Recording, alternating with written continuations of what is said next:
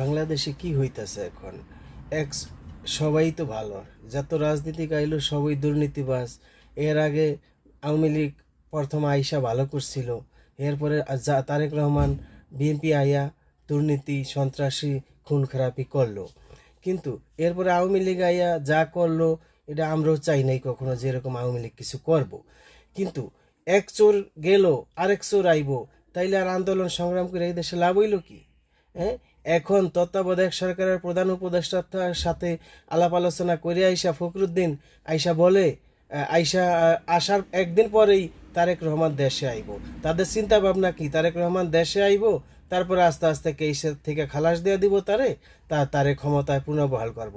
এটা কখনোই হইব না, এটা কখনোই হইতে দিব না। আওয়ামী লীগ তা তা অত্যন্ত অত্যন্ত ভাবে প্রতিহত করব। আওয়ামী লীগ